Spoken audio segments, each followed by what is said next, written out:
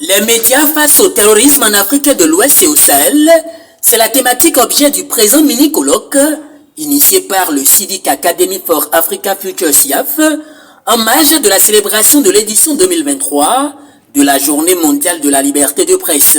Et pour discuter de ce thème aussi sensible et important qui fait l'actualité dans le monde, des scientifiques, des chercheurs, des hommes en uniforme et des professionnels des médias ont été conviés à cette assise. Le Global Terrorism Index 2022 indique précisément que parmi les 10 pays les plus touchés au monde du terrorisme, il y en a 5 qui sont de l'Afrique subsaharienne. Et parmi les 5 pays africains les plus touchés, il y en a 3 qui sont limitrophes du Bénin. Il y a le Burkina Faso, il y a le Nigeria, il y a le Niger.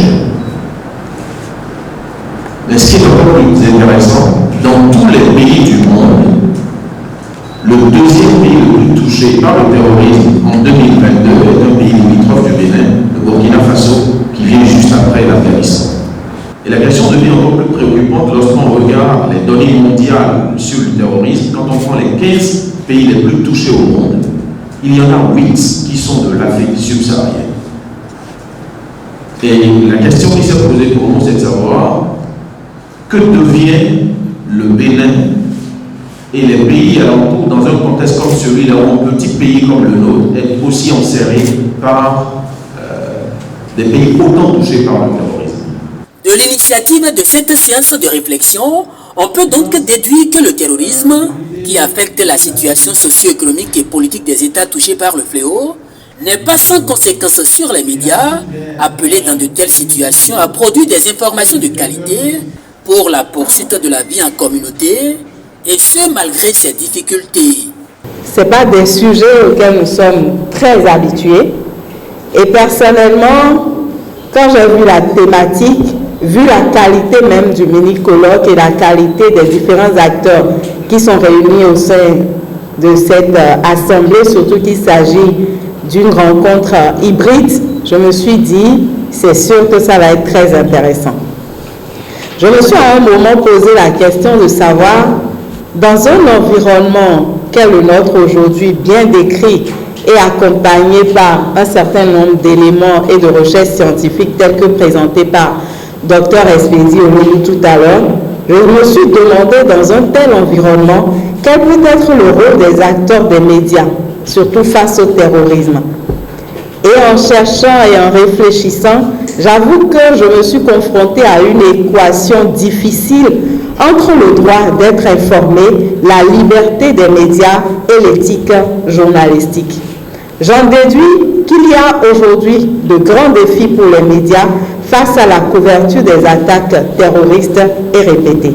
Surtout dans un environnement où il y a une nouvelle dynamique du terrorisme et le passage à un environnement médiatique de plus en plus numérique, avec une large portée et la rapidité sans précédent avec laquelle l'information se répand sur Internet et à travers les différentes plateformes numériques. Le présent mini-colloque, porté par le groupe d'études et de recherche sur les médias du CIAF, permettra notamment aux professionnels des médias de disposer des éléments nécessaires pour continuer à jouer le rôle qui est le leur dans la société.